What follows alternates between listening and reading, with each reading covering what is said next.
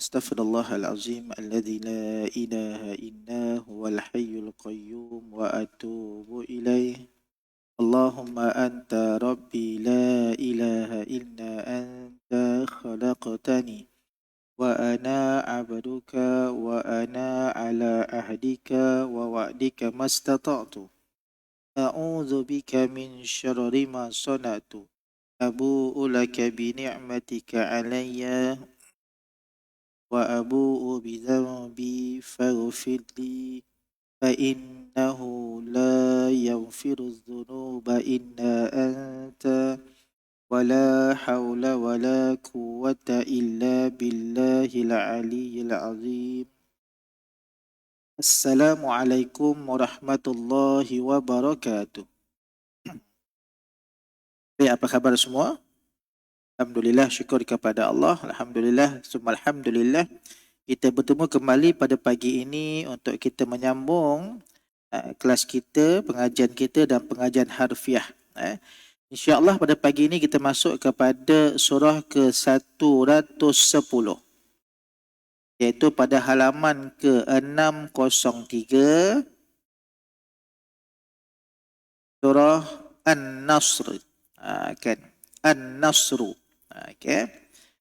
Surah An-Nasru artinya pertolongan ataupun bantuan. Kita akan lihat apa cerita surah ni.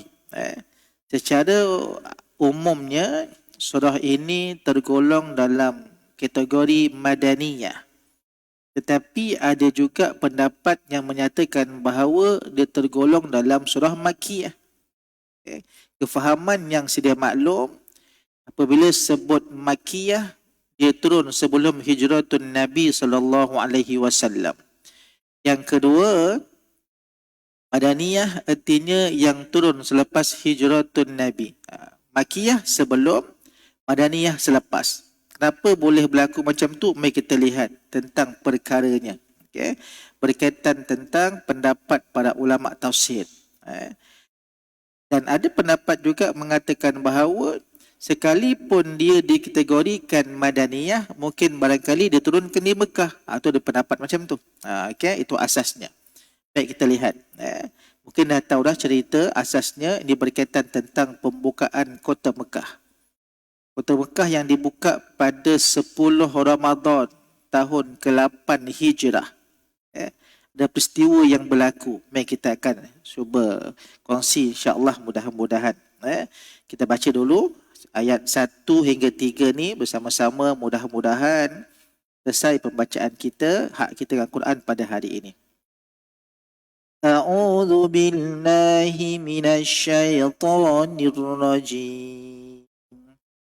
Bismillahirrahmanirrahim. إذا جاء نصر الله والفتح ورأيت الناس يدخلون في دين الله أفواجا فسبح بحمد ربك واستغفره إنه كان توابا. Sadaqallahul azim. Kalau kita berhenti pada wastaghfir, pastikan ha tu bunyilah wastaghfiruh. Ada angin keluar. Kalau nak sama pun cantik juga. Baik, jom kita lihat. Ayat yang Allah perkenalkan kepada kita dalam surah An-Nasr ini. Ayat tak panjang, hanya sekitar 3 ayat sahaja. Walaupun 3 ayat, dia panjang sikitlah daripada Inna a'toina. Yang pertama Allah perkenalkan, Allah lihatkan kepada kita, Iza ja'a nasrullahi wal fath. Dalam tafsir diletakkan apabila telah datang pertolongan Allah dan kemenangan. Jadi kemenangan tentang pembukaan kota Mekah lah. Baik. Pertama, kalimah iza. Kalimah iza. Apa arti iza? Apabila. Alright.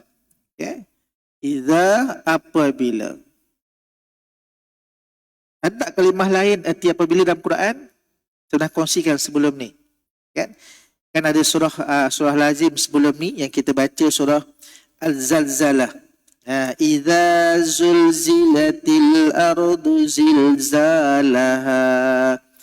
Yang hadir pada kuliah tu ada cerita terang. Ada kalimah apabila lain. Kalimah iz. Okey. Tadi idza. Okey, artinya apabila. Iz juga artinya apabila, sama. Tapi bagaimana kita nak faham tentang penggunaan kalimah idza dan iz ini? Okey. Kalau digunakan iz erti kata perkara yang dah lepas. Okey, artinya sama ni apabila. Okey, apabila. Cuma maksud apabila tu perkara yang telah lepas. Okey. Ataupun yang dah berlaku. Yang dah telah lepas ataupun yang telah berlaku. Okey. Para ulama tafsir kata yang berlaku sebelum Nabi diangkat menjadi kenabian ataupun peristiwa sebelum Nabi lahir. Itu iz. Okey. Terang iza perkara apabila perkara yang akan berlaku. Perkara yang akan berlaku. Akan berlaku. Nanti kata iz ni untuk masa lepas lah. Kan? Iza ni untuk akan datang. Okey, faham Iza iz untuk perkara yang dah berlaku masa lepas. Iza akan datang. Jadi bila mana kita baca rupanya iza. Allah ingatkan. Dan apabila nanti. Sebab tu ada riwayat. Dalam tafsir. Ketika ayat ni turun.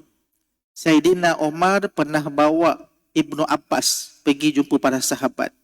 Bahkan ada sahabat petikaikan. Ketika itu Ibnu Abbas kecil lagi. Sekitar dalam 8, 9 tahun, 10 tahun macam itulah. Ada sahabat yang tak terima. Dia kata, kenapa bawa budak kecil ni kat sini? Kata sahabat pada Ibnu Abbas. Umar kata, nanti dulu. Ayat baru turun, kata Umar. Ayat Iza Ja ni lah. Okay. Sahabat kata, Umar tanya, apa kefahaman kamu tentang ayat ni? Sahabat kata, ini ayat berkaitan tentang Allah nak bagi pertolongan pada kita. Nak beri kefahaman kepada kita. Kan tentang pertolongan daripada Allah dan kemenangan, kata sahabat. Lepas tu Umar tanya Ibnu Abbas, wahai Ibnu Abbas, betul ke ayat tu? Terjemahan tu? Dia kata, bukan. Macam tu, kata Ibnu Abbas. Ayat ni turun nak menggambarkan bahawa Nabi akan wafat. Sebab ayat ni menunjukkan kesempurnaan dah. Allah akan beri kemenangan pada umat Islam. Kota Mekah akan buka. Dakwah Nabi selesai. Nabi akan wafat. Tu Ibn Abbas kefahaman dia. Sebab tu Ibn Abbas kan dapat doa Allahumma faqihu fid din wa alimhu ta'wil direct daripada Nabi. Sebab tu nak mentakwilkan Quran ni, Ibnu Abbas lah antara orang yang sama exactly sama dengan Nabi SAW. Disebut iza ni erti kata nak terangkan kepada kita apabila datang, apabila ataupun akan datang, akan datang, okey. Satu perkara yang akan berlaku, bukan berlaku dah, akan berlaku. Dia kata bekah tak buka lagi.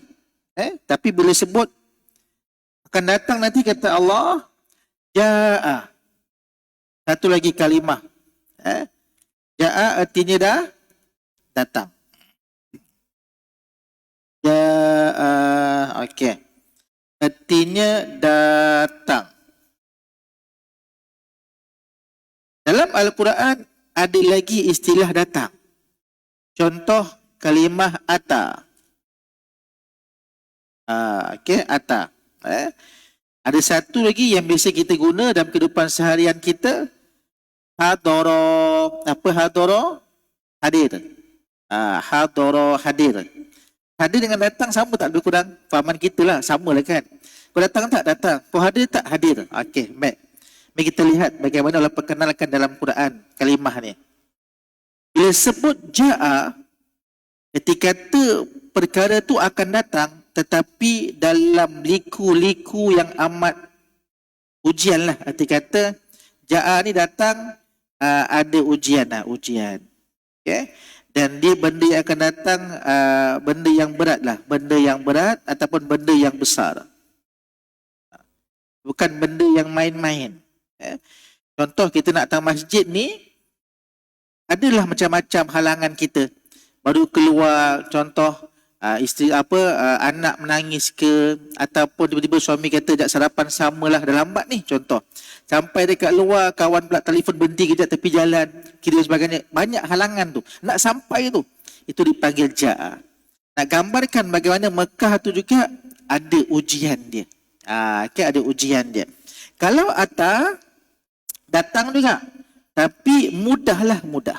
Dan keadaan datang, dan keadaan yang mudah. Contoh, rumah kita kat belakang ni je.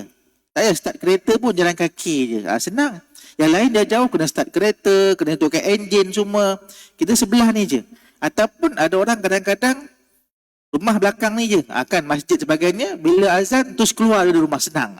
Tu Atta, mudah. Kita lihat dalam Quran, bila kita minta pun Rabbana atina, ya Allah datangkan kepada kami. Hal tak datang tu bagi Allah very simple, mudah, senang. Datang kebaikan, datanglah. Tapi kita yang nak terima ni, kadang macam susah payahnya. Tak, Allah datangkan senang je. Hadirkan kita maklumat kuliah tentang program-program agama kebajikan, mudah. Kita yang payah. Dia macam tu. Atta. Hadara ni datang ataupun hadir, tapi 50-50. Kan? Contoh kita tanya, kau datang tak? InsyaAllah hadir kot. Hadir tu insyaAllah hadir 50-50 lah. Kau sebut datang tak? Confirm aku datang punya. Itu istilah kita Melayu. Ini dah confirm dah. Okay? Bila Allah perkenalkan kalimah ja'a dalam surah An-Nasru ini, nak menggambarkan bahawa Allah akan datangkan masa depan nanti satu perkara yang besar, satu perkara yang berat. Kan? Ada part di mana akan terkejut, betul ke dapat benda ni? Ada yang akan fikir, boleh terima ke? Okay. Apa dia? Nasrullah. Dan perkara tadi asbab daripada pertolongan Allah Subhanahu wa taala. Okey. Nasrullah. Mari kita lihat kalimah nasru. Nasru. Okey. Lah gabungkan dengan nasru ni pertolongan lah. Dalam Al-Quran juga ada kalimah lain berkaitan tentang pertolongan ni. Contoh boleh lihat dalam Allah Muhammad dalam buka pertolongan mana ayatnya? Pertolongan saja. Sekejap. Okay. Dalam Quran juga ada ayat yang sama. Okay. Buka surah As-Saffat. Surah As-Saff. Kita buka surah As-Saff. Muhammad afatahu al-hujuratu qa'azariyatu tur as-safful jumu'ah. Sebelum surah Al-Jumu'ah. Al-Jumu'ah.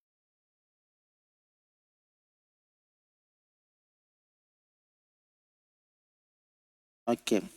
Buka muka surat 552.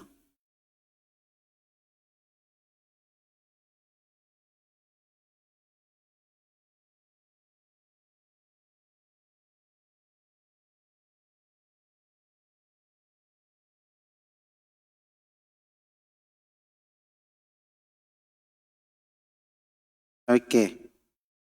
Tengok pada ayat ke-13. Dia cerita ni bermula pada ayat ke-10 tu. Okey. Kita lihat sebentar selalu. Ya ayyuhalladzi 10 ya ayyuhallazina amanu hal adullukum ala tijaratin tunjikum min azabin alim.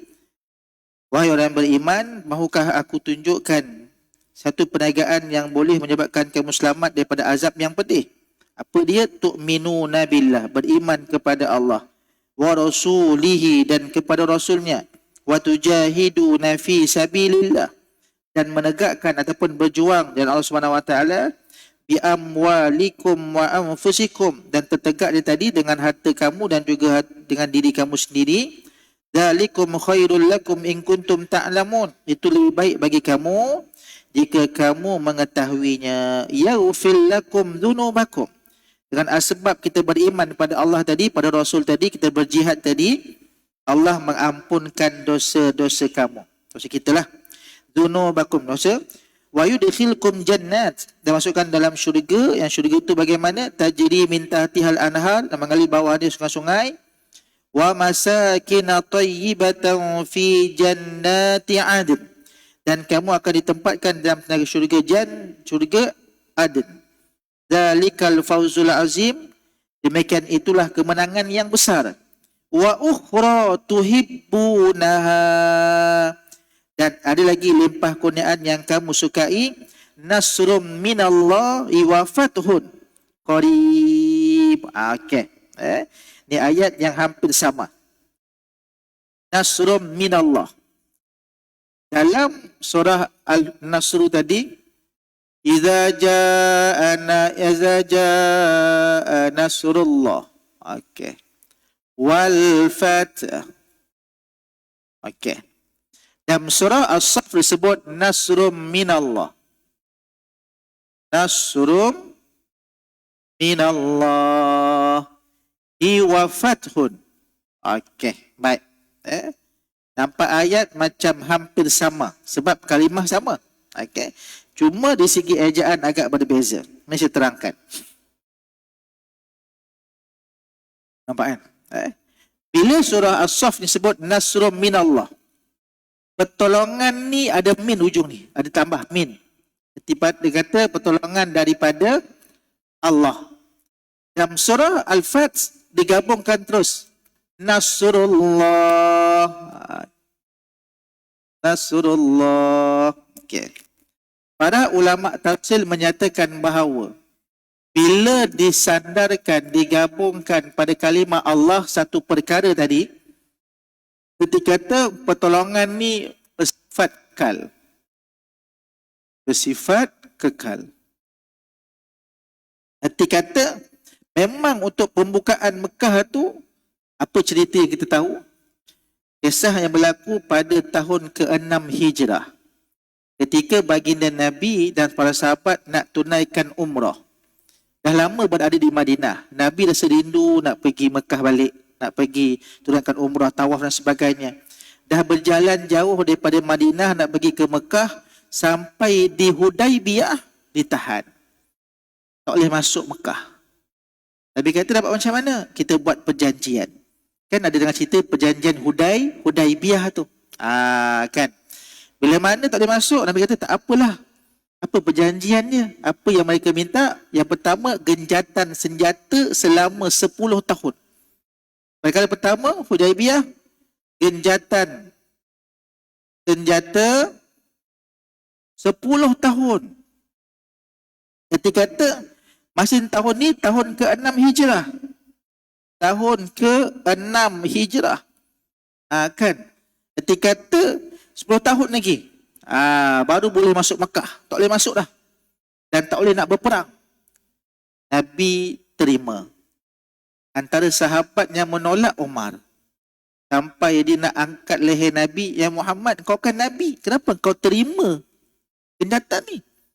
Sebab kalau kata 6 Hijrah, nanti tahun ke-16 Hijrah baru boleh kita masuk Mekah. Lama.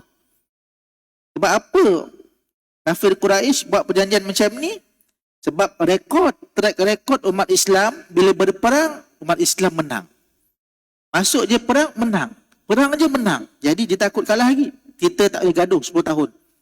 Yang syarat, kau duduk kat Madinah diam-diam, aku kat Mekah. Tak boleh kacau. Nabi terima. Sampaikan, bila kata macam ni, Umar pun marah. Datang Abu Bakar kata, Lin Umar, tenang, relax. Okey, tak apalah. Yang kedua, apa mereka minta? Orang Mekah, okey, orang Mekah yang masuk Islam, okey, Orang Mekah yang masuk Islam selepas daripada perjanjian ni. Lepas perjanjian 6 Hijrah ni lah. Selepas daripada perjanjian ni, engkau kena pulangkan balik ke Mekah. Maksudnya keluarkan balik Islam lah. Maksudnya orang Mekah yang masuk Islam, selepas daripada perjanjian ni dimeterai, kau kena pulangkan balik. So anut agama lain balik lah, balik ke Mekah. Tapi orang Mekah ataupun orang Madinah yang keluar Islam, biarkan. Tak boleh nak ambil balik dah. Kan berat sebelah tu. Maksudnya pulang balik lah. Nabi pun setuju. Lagilah Omar marah. Sampai Omar kata, Ya Rasulullah, engkau ni kan Nabi. Kenapa kau terima perjanjian berat sebelah ni? Sampai dia nak ambil, nak orang setengah riwayat kata nak tumbuk Nabi lah. Kan Omar kan tegas. Datang Abu Bakar, dia guna Abu Bakar, tengok Muhammad buat macam mana? Apa kata Abu Bakar? Kau lupa ke? Nabi tu Nabi. In huwa illa wahyu yuha. Apa yang Nabi sebut wahyu daripada Allah. Kena ikut. Quran sebut sami'na wa ata'na. Barulah Umar tu diam. Tu cerita dia. Okey? Tapi lepas sahaja mereka tekan nafsu mereka, tekan iman mereka, mereka patah balik ke Madinah. Sebelum sampai mana mereka rehat dulu. Mereka nak buka ihram tu. So, mereka dah pakai ihram dah. Nak buka ihram, kalau batal lakukan umrah, kena bayar denda. Jadi Nabi perintahkan mereka untuk sembelih binatang.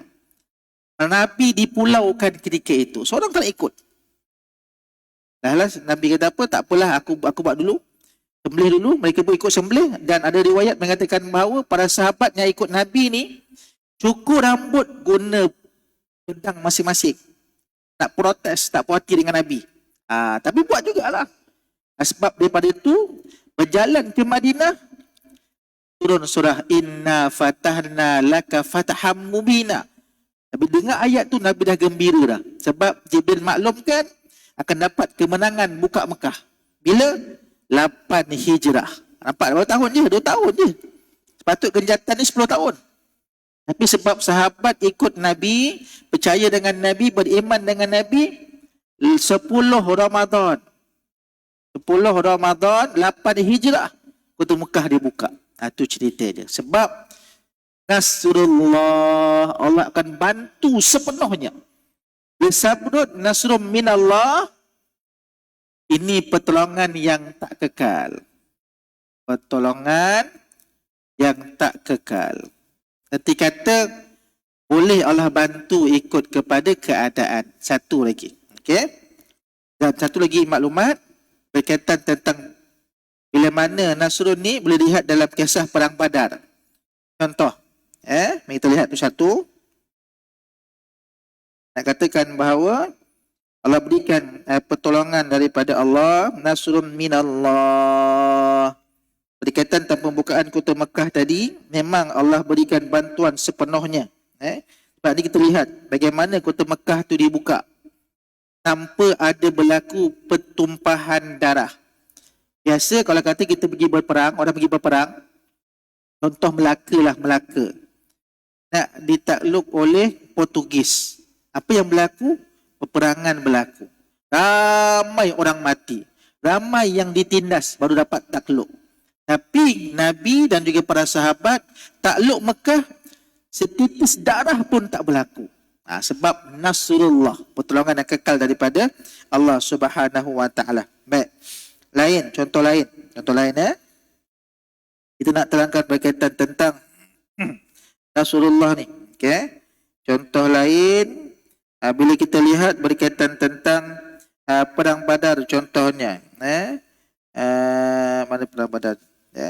Nasarakumullah. Ada juga dalam Quran tu. Berkaitan tentang Nasarakumullah. Jap. Boleh lihat. Nasrum minallah. Tak jumpa dah. Tadi dah ready tadi. Alright. Okay. Tak apa. Jap. Ini satu kemenangan. Ada kalimah lain juga dalam Quran. Okay. Artinya kemenangan. Mari kita buka surah Al-Fats. Al-Fats kan berkaitan tentang pembukaan kota Mekah. Buka pada muka surat 514.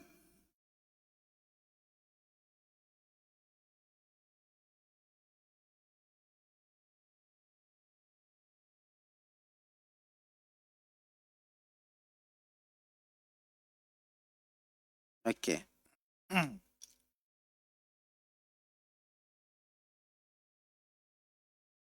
Daripada apa? Okay. Buka surah Al-Fat ayat ke-24. Muka surat 514.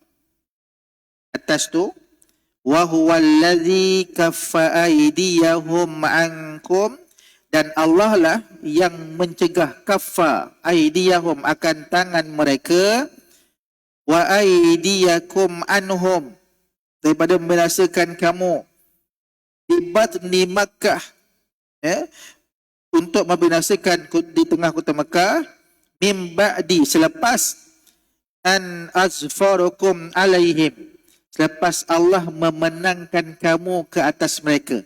Apa tak kalimah menang tu? Azfarakum. Okay? Azfarakum. Asal kalimah zafara. Zafara, artinya menang juga. Okay. Artinya menang. Alright. Okay. Apa perbezaan di antara zafara dengan nasara?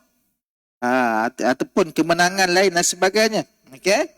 Disebut nasrum minallah, pertolongan daripada Allah, kemenangan. Okay. Disebut zafara, ini menang, tapi menang yang tak jelas sangat.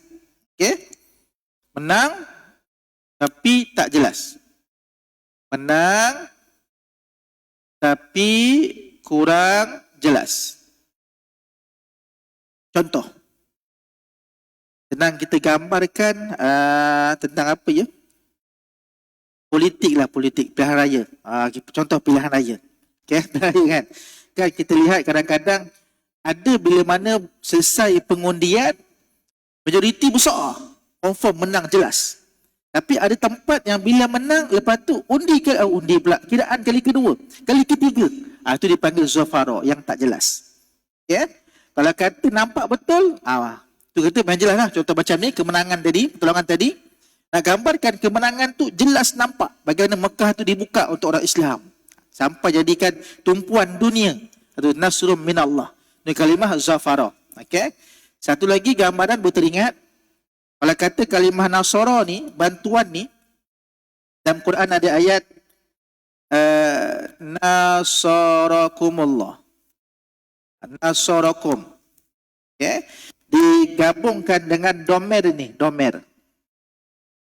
Bila mana ada domer hujung, okay, pun pertolongan tadi bukan bersifat kekal. Boleh berubah.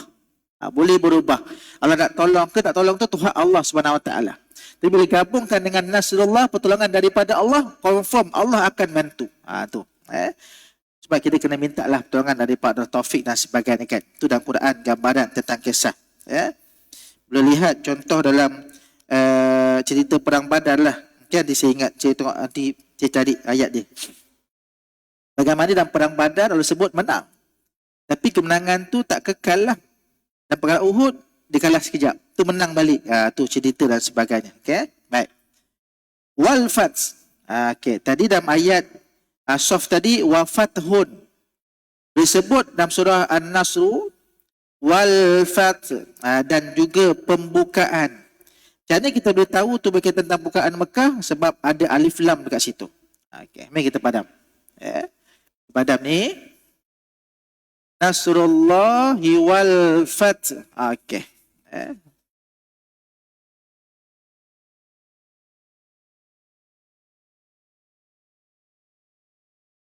Pasal tak tadi dalam surah As-Saff tadi, wafatuhun qarib. Dan pembukaan tu ataupun bukan tu dekat, dah dekat dah, bentuk akan berlaku. Okay. Disebut wal fath. Wal fath ni daripada kalimah fataha. Daripada kalimah fataha. Fataha. Artinya buka. Buka. Okay. Iftah, buka lah. Maftuh, terbuka dan sebagainya. Fataha, buka. Okay. Dan bila mana diletakkan kalimah ataupun letakkan alif lam tu, al-fath, kan ni. Alif lam ni. Okay, alif lam ni, arti kata ditujukan kepada sesuatu. Nak buka apa? Rupanya buka kota Mekah. Tu. Wal fath, buka kota Mekah. Alright. Sekejap.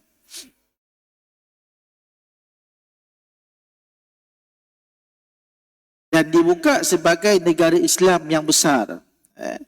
Ini wal fath merujuk kepada pembukaan kota Mekah.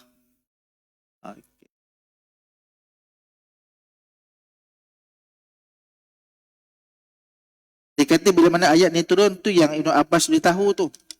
Lepas diuji dengan pelbagai ujian umat Islam ni, dan bila mana diberikan kemenangan dan dapat pula buka kota Mekah. Tu Ibn Abbas kata Nabi akan wafat dah. Sebab itu selesai dah dakwah Nabi. Berkaitan tentang karangan tadi. Wal fath, pembukaan kota Mekah. Dan kita lihat cerita benar, cerita yang jelas dalam surah Al-Fath lah. Inna fatahna laka fatham mubina.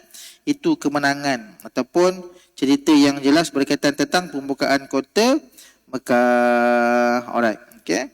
Allah gunakan kalimah fath ni berbanding tadi, sebut tadi. Okay. Berbanding dalam kalimah zafara dan sebagainya. Kan? Kalimah zafara tadi, saya padam kan? Zafara ni. Sebab pembukaan kemenangan ni jelas. Okay. Dia guna kalimah ni, dia tak jelas.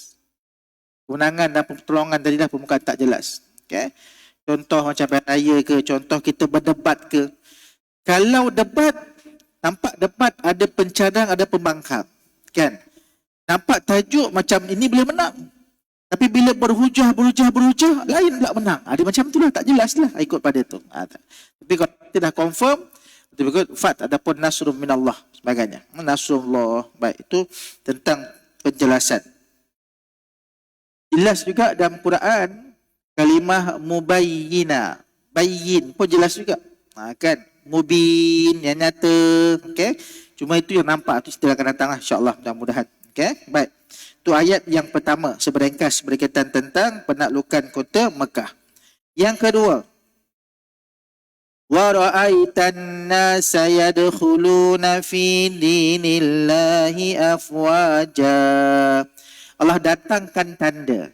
Wa ra'aita, dan kau wahai Muhammad akan melihat. Ra'aita, kan dalam Al-Quran kan ada kalimah lain. Contoh kalimah ra'a, nazara, basara. Semua artinya lihat. Kan?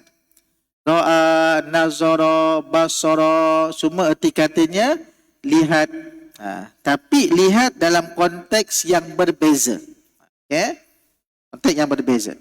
Bila nak sebut wa ra'aita, letuskan ta tu kepada Nabi SAW, tu sebut wahai Muhammad, kamu akan nampak, kamu akan perhatikan.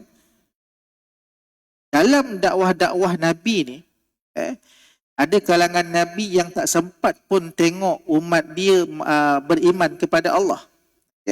Antaranya umat Nabi Musa contohnya. Dia dah wafat dah, tapi ramai umat dia yang sesat lagi. Kan? Nampak Nabi Nuh, antara nak bawa balik manusia ini kembali sembah Allah SWT, lama, tempoh yang terlalu lama. 1000 tahun kurang 50 dakwah Nabi Nuh kan. Sebab nak bawa balik tu. Peringkat Nabi Adam sampai ke Nabi Idris sebelum Nabi Nuh kan. Ini semua beriman kepada Allah. Beriman kepada Allah. Lepas Nabi Idris, umat ketika itu jauh terpesong dah. Jauh terpesong. Rujuk surah Nuh. Surah Nuh ada cerita umat ni ketika ini yang menyembah patung tu. 5 lelaki. Okay? Sebut. Kita kata dah mula sembah berhala dah. Kan. Zaman Nabi ni walaupun mereka ada nakal-nakal sikit dan sebagainya, tetap beriman kepada Allah. Tapi bila mana sembah berhala, nak bawa balik umat ni sembah Allah, makan tahun. Apa dakwah Nabi Nuh? 950. Ni dakwah Nabi Nuh. Berapa lama? Sampai Allah perintahkan buat bahtera. Yang naik bahtera tu cuma sekitar dalam 81 ataupun 82 orang aja. Inilah asalnya. Kan. Sebab tak dapat lihat. Tapi Allah beri mukjizat pada Nabi. Wahai Muhammad, tanda kemenangan tu nanti kamu akan nampak wara'aitan nas. Kamu akan nampak manusia. Allah gunakan kalimah an-nas. An-nas artinya manusia. Manusia dalam konteks yang umum. Konteks umum. Kan? Kan dalam Al-Quran ada kalimah lain berkaitan tentang manusia. Antaranya awal penciptaan manusia Allah gunakan kalimah basyarun. Basyarun manusia juga. Kita baca surah Insan, hal ata alal insan. Insan pun manusia juga. Ayat yang sering diingatkan kepada kita dalam surah Az-Zariyat, wa ma khalaqatul jinna wal insa. Okey, ins pun manusia juga. Kan? Dalam surah Al-A'raf Allah sebut tentang zuriat manusia, mim bani Adam. Bani Adam pun manusia juga. Bani Adam. Okey. Tapi dalam surah ni Allah gunakan kalimah an-nas. Nak merujukkan secara umum manusia ini manusia lah. Kalau kalian lihat manusia ni, siapa-siapa pun kalangan dia, yadkhuluna, dia akan masuk. Manusia ni akan masuk dekat mana? Fi dinillah, masuk dalam agama Allah. Okey. Belum beriman lagi, masuk. Okey, masuk. Ayat dia yadkhuluna fi dinillah, akan masuk dalam agama Allah. Okey. Bagaimana? Afwaja, berbondong-bondong. Arti kata, contohlah hari ni ada yang datang ikut-ikut kawan lah sebab cuti sekolah kan. Kan anak dekat rumah, ada anak yang besar jaga, jadi free, datanglah dengan kuliah hari ni. Ikut je, walaupun rasa macam, apa cerita lah, tak apa datang. Itu maksudnya masuk dulu. Dengar, oh belajar macam ni rupanya. Okey. Nabi akan perhatikan, umat ketika itu akan masuk Islam sebab apa? Contoh, kalau katalah ketua dia masuk. Katalah ketua suku dia masuk. Ketua suku masuk Islam. Masuk Islam. Dah ketua masuk, pengikut masuk tak? Confirm akan masuk. Walaupun dia tak faham, dia masuk. Okey, dia pun ikut sama. Kenapa? Bos aku ikut. Macam kita kadang-kadang. Dah jom ikut saya. Gimana bos? Ikut aja lah. Kita pun gimana ni? Ikut ketua. Berarti kata, nak gambarkan bahawa mereka ada yang masuk ikut ketua. Ramai-ramai. Afwaja, berbondong-bondong. Sebab mereka taat kepada ketua ni tadi.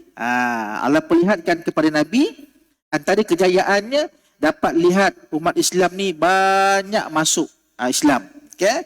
Belum beriman lagi, baru masuk sahaja. Okay? Sebab Islam belum tentu beriman.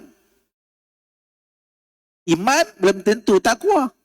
Itu sebab pada baca surah Al-Baqarah, Allah perkenalkan kepada kita, zalikal kitabul la raiba fi hudal lil muttaqin. Allah tak sebut hudal lil muslimin.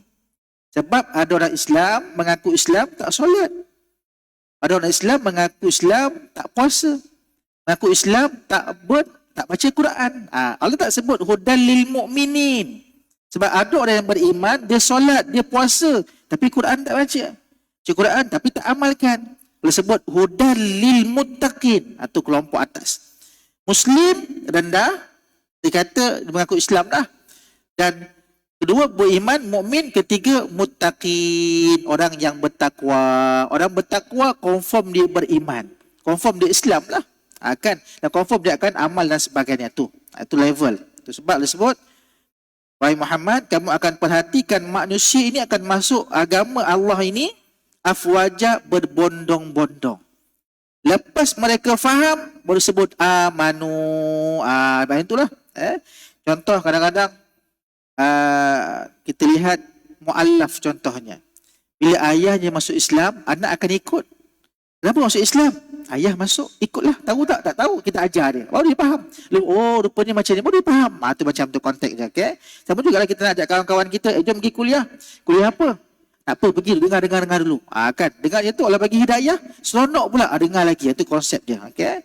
Kita kata, Allah melihatkan pada Nabi, ramai masuk Islam secara afwaja, berbondong-bondong. Okay? Artinya ramai-ramai lah, bukan sorang-sorang. Kan ketika awal dakwah Nabi yang masuk Islam kan sorang kan, bila selesai tu ramailah. Baik. Dan apakah cirinya? Untuk tambahkan iman tadi, yang pertama kata Allah, fasabbih, maka tasbihlah kepada Allah. Okay? Maka bertasbihlah kepada Allah. Ketika kata ingat kepada Allah. Tasbih bagaimana? Bihamdi rabbik, dengan memuji Allah. Alhamdulillah. Dapat hadir pagi ini, syukur Alhamdulillah. Allah gerakkan kita untuk dapat ilmu Allah, dapat keberkatan, dapat rahmat dan sebagainya. Berkumpul pula dalam rumah Allah, Allah berkati insya-Allah. Itu satu. Kan kita ingat kepada Allah dengan memuji Allah, Alhamdulillah. Yang kedua, wastaghfir, dan mohonlah ampun kepada Allah. Dan mohon ampun juga perintah daripada Allah. Kan? Dia kata kenapa puji tadi? Sebab Allah rezekikan kita dengan kebaikan. Untuk buat satu perkara kebaikan tak akan berlaku tanpa taufik dan izin daripada Allah Subhanahu Wa Taala. Kita nak bergerak walaupun kaki ni kuat contohnya, tapi tak sampai ke masjid sebab apa? Allah tak izinkan. Taufik tak ada. Kemahuan kita tak minta kepada Allah. Itu macam tu. Bila Allah izinkan, pujilah Alhamdulillah. Yang kedua, minta ampun kepada Allah. Sebab takut-takut ada dosa. Bila ada dosa lah. Dosa kita yang tak diampunkan lagi. Minta istighfar kepada sungguh-sungguh.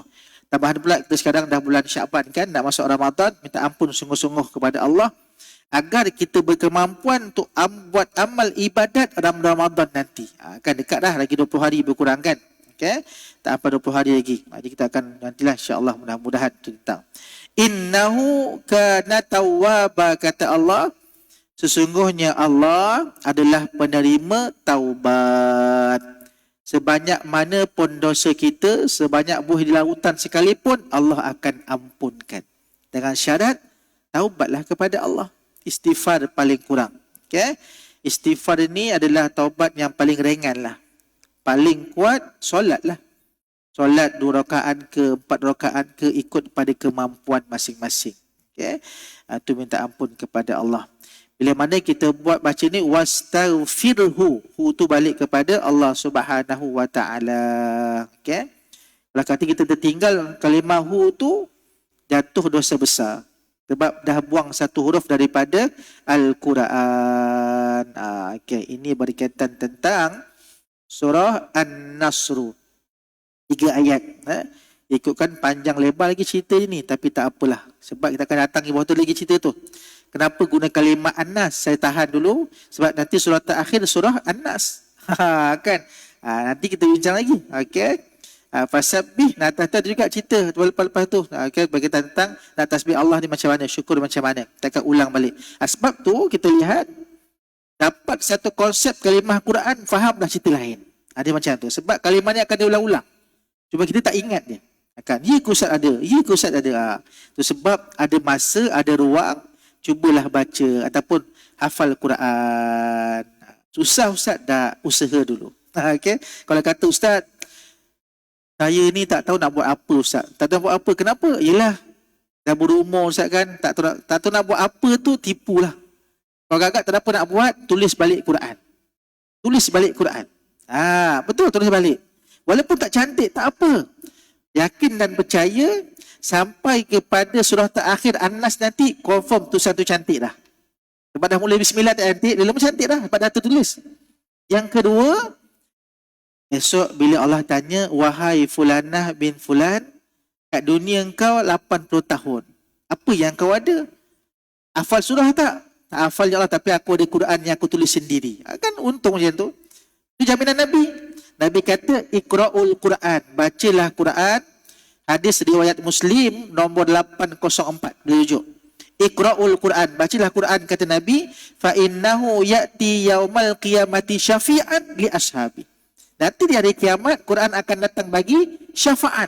Untuk siapa? Sahabat dia. Siapa sahabat dia? Yang baca Quran tadilah. Kalau kita menulis, confirm baca tak? Confirm baca. Ada orang tulis tak baca? Kita suruh tengok tulis Quran balik, bukan suruh hafal pun. Buka Quran, lihat kertas salin, tengok bismillah, apapun kuliah. Kita baca juga.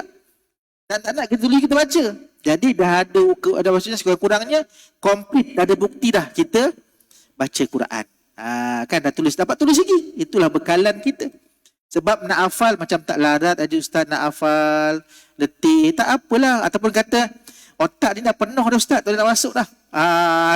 Contoh kan. Jadi tulis tu boleh. Kan agak-agak boring-boring, beli satu buku, satu hari satu baris ke ataupun dua baris ke, lama selesai lah. Jangan duduk sekali ke matu bontot. Kan nulis sampai habis, letih betul. Saya dulu pun makan tahun juga tulis. Sebab bila menulis dulu, ustaz suruh tulis, hafal sekali. Bila tasmik tu, kena bawa apa yang kita tulis. Apa kita hafal. Tunjukkan. Dia semakkan Quran kita lah. Itu cara. Jangan belajar dululah. Ustaz suruh ingat. Kurangnya bukti tu dah ada dah. Dah ada Quran yang ditulis, dah ada Quran yang dihafal. Okey tu. Kan mudah-mudahan bekalan lah. Ni pun bantuan untuk ibu ayah sekalian, ibu-ibu sekalian. Kurang-kurangnya walaupun tak faham, tak apa. Usaha kita tulis tu. Mula azam daripada hari ini, nak mula tulis Quran. Agar ada bekalan kita lah insya-Allah. Sebab dijaminan syafaat daripada Al-Quranul Karim. Okey, baik. Ada soalan? Tentang surah An-Nasr. Boleh ya? Faham ya? Okay. Kesimpulannya, dia surah berkaitan tentang pembukaan kota Mekah. Allah berikan jaminan bahawa pembukaan kota Mekah nanti, satu, bila mana kemenangan tu datang, masuklah Islam, masuklah agama Allah berbondong. Dan bila takluk satu benda tu, kemenangan, bukan sambut dengan perayaan tak, tapi sambut dengan memuji Allah. Bukan kata sambut kena naikkan bendera, kena buat konsert, tak. Sambut dengan puji Allah, sambut dengan istighfar kepada Allah. Itu sebab kita, contoh, kita lepas puasa kan, 1 Syawal, apa kita buat? Takbir memuji Allah. Sebab dah kemenangan kita dah kat situ. Kan kemenangan, kembali balik fitrah. Kan kemenangan kita lawan nafsu tu. Bukan kata seronok tak. Dia kata itulah cara je. Sambut Ramadan pun sama. Itu sebab kita lihat Allah datangkan keberkatan dan rezeki, barakah. Masuk Ramadan, masjid surau confirm penuh. 1 minggu penuh lah. Minggu kedua penuh sikit je. Minggu ketiga dah hilang langsung dah. Kan tak apalah. Jadi makin yang kurang-kurangnya nampak benda tu. Itu sebab bila mana pembukaan Mekah tu ramai masuk Islam dan sebagainya, dan tasbih Allah, puji Allah banyak-banyak, insya-Allah. Mudah-mudahan Allah berkati kita, insya-Allah. Okey. Nanti kita jumpa lagi, insya-Allah. Subhanakallahumma wa bihamdika asyhadu an la ilaha illa anta astaghfiruka wa atubu ilaik.